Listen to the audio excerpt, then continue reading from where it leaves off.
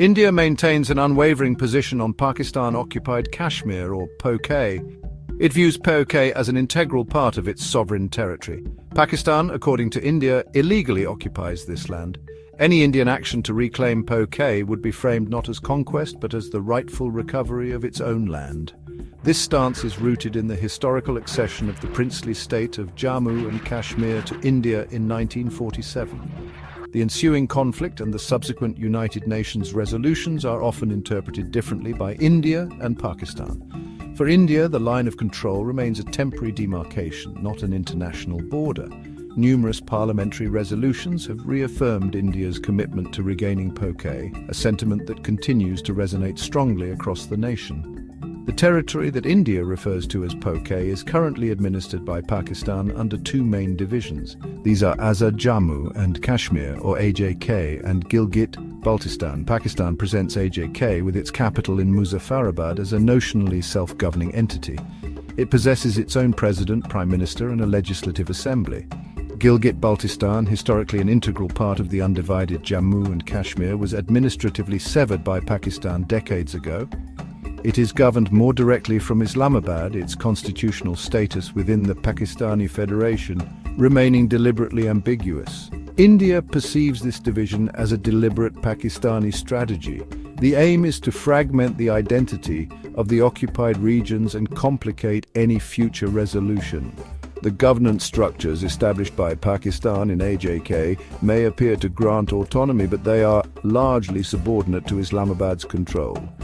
AJK has institutions such as a legislative assembly and a prime minister. However, their actual powers are significantly limited by the Pakistani central government. The AJK Council, for example, formerly wielded substantial executive and legislative authority and was chaired by Pakistan's prime minister. This body was dissolved in 2018. This move, however, was widely seen as a measure to consolidate direct Pakistani control rather than to genuinely empower local governance.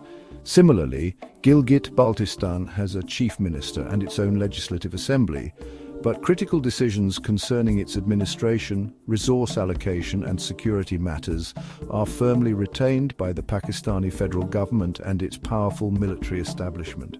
Despite the veneer of local autonomy, Pakistan's influence permeates every aspect of AJK and Gilgit-Baltistan. This control is deeply entrenched. Local ministers and officials are widely understood to operate under the explicit directives of the Pakistani government, its military, and its intelligence agencies. This pervasive influence extends to political appointments, the distribution of economic resources, and all significant security decisions. This effectively renders the proclaimed self-governance largely symbolic. India argues that this system amounts to a quasi-colonial administration. Under this system, the genuine aspirations of the local populations are systematically suppressed, and the regions are primarily exploited to serve Pakistan's strategic and economic interests, reinforcing India's claim of illegal occupation. In the event India reclaims PoK, the immediate aftermath would be dominated by efforts to establish robust security and stability.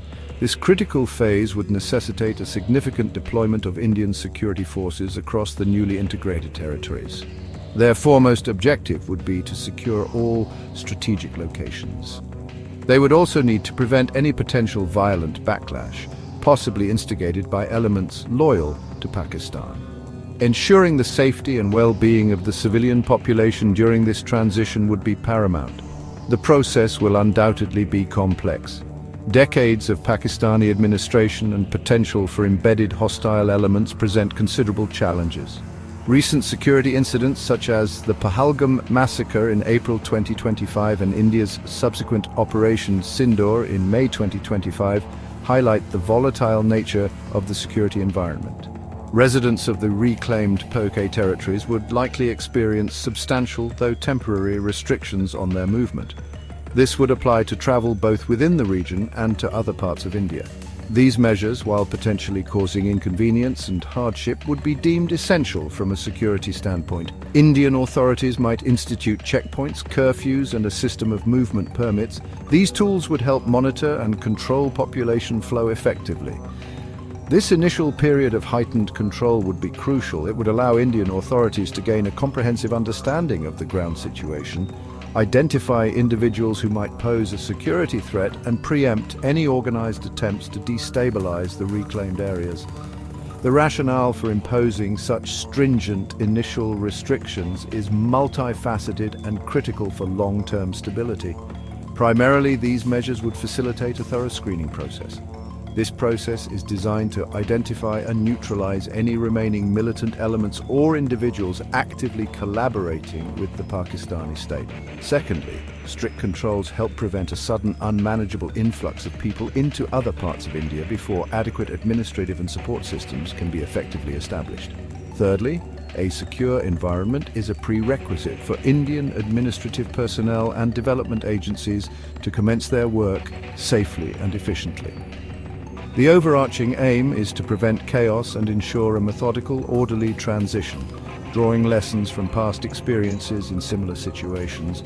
The status of Pakistani citizens found residing in PoK at the time of its reclamation by India would present a unique and distinct challenge. Unlike the local residents of PoK, whom India regards as its own citizens, these individuals holding Pakistani citizenship would undergo a different and more rigorous vetting process. Depending on their individual circumstances, their backgrounds and their activities during Pakistani administration, the options could vary. Repatriation to Pakistan would be a likely outcome for many. In specific vetted cases, an opportunity to apply for Indian residency or citizenship under existing legal frameworks might be considered, subject always to comprehensive security clearances. However, those identified as having been involved in anti-India activities or directly linked to the Pakistani state apparatus would face appropriate legal consequences under Indian law. Following the initial phase focused on stabilization and security consolidation, India's efforts would pivot towards a gradual normalization of life for the residents of the reclaimed PoK. This transition would be managed with care and implemented incrementally. The primary goal would be to build trust among the local population and clearly demonstrate the tangible benefits of integration with India.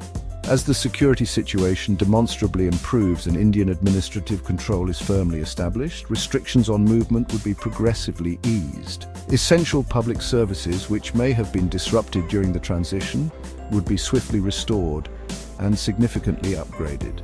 The Indian government would likely announce substantial economic packages aimed at infrastructure development, robust job creation, and overall improvement in the quality of life. The journey towards full integration necessitates extending the complete spectrum of Indian laws, constitutional rights, and citizenship benefits to all residents of PoK. This means they would be unequivocally recognized as Indian citizens. They would possess all attendant rights, including the fundamental right to vote in Indian elections, full access to the Indian judicial system, and eligibility for all government welfare schemes and public services. Educational institutions would be systematically aligned with the Indian national education system. Concerted efforts would be made to seamlessly integrate the local economy with the larger, more dynamic Indian market. This process also inherently involves significant psychological and social integration, encouraging widespread people-to-people contact and proactively addressing decades of divergent historical narratives. Substantial administrative changes would be an inevitable consequence of reclamation. PoK would need to be formally incorporated into India's existing federal structure. One plausible scenario is its merger with the Union Territory of Jammu and Kashmir, or perhaps with Ladakh, depending on considerations of geography, cultural affinity, and administrative convenience. Another alternative could be the establishment of a new, separate administrative unit. This might initially be a union territory, allowing for focused developmental attention and specialized governance during the critical transition period. New administrative cadres would be formed, potentially drawing personnel from existing Indian civil services alongside concerted efforts to train and absorb local talent into these emerging governance structures. India's ultimate objective would be the complete political, economic, and emotional integration of the region and its people. They would be afforded the same status, dignity and opportunities available to all other Indian citizens. This commitment aligns with India's long-stated position regarding the status of Jammu and Kashmir. This includes ensuring robust and participatory democratic processes, empowering local self-governance bodies and fostering an environment where the diverse cultural identities of the region can thrive within the Indian mosaic. Sustainable development would be a central pillar of this overarching strategy. Focus would be placed on sectors like tourism, hydro power generation, agriculture and traditional handicrafts, thereby leveraging the region's unique inherent potential for growth and prosperity. The socio-cultural impacts of PoK's integration with India would be profound and transformative for its residents. They would gain unprecedented exposure to India's immense cultural diversity, its vibrant and functioning democracy, and its relatively more open and pluralistic society.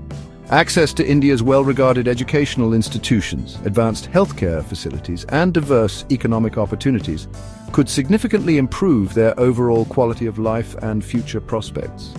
Comprehensive cultural exchange programs and increased interaction with people from other parts of India could help bridge the psychological gap created by decades of separation and the often distorted narratives propagated under Pakistani administration. This could foster a renewed sense of shared Indic heritage. However, this complex process of integration would not be without its significant challenges. Decades of Pakistani administration and sustained indoctrination have likely shaped perceptions, attitudes, and perhaps even loyalties among certain segments of the PoK population. Overcoming deep-seated mistrust, addressing historical grievances, whether real or perceived, and effectively countering potential propaganda from across the border would require sustained, patient, and sensitive engagement. There might be elements within the population who resist integration, either overtly or covertly. This would necessitate a judicious balance between maintaining security and implementing inclusive outreach initiatives. Reconciliation efforts and development strategies tailored to local needs will be vital. Geopolitically, India successfully reclaiming PoK would fundamentally alter the strategic calculus in South Asia. It would solidify India's control over strategically vital areas, including crucial mountain passes such as the Haji Pir Pass. This pass has historically served as a major infiltration route for Pakistan-sponsored terrorists targeting the Kashmir Valley.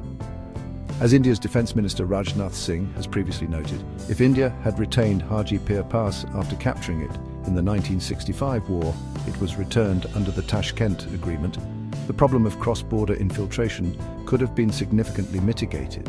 Its reclamation would also shorten vital communication lines, enhance military logistics, and provide India with a more commanding strategic position along the line of control. The long-term vision for a reclaimed PoK extends far beyond mere territorial consolidation. It encompasses the profound aspiration of winning the hearts and minds of its residents. It aims to ensure lasting peace and foster comprehensive, equitable development across the region. This would involve not only substantial economic upliftment, but also the active nurturing of democratic institutions, the unwavering protection of human rights, and the careful preservation of the unique cultural heritage of PoK's diverse communities. For India, the successful and harmonious integration of PoK would be viewed as the final just resolution of the Kashmir issue. It would represent the correction of a historical anomaly and stand as a testament to India's enduring commitment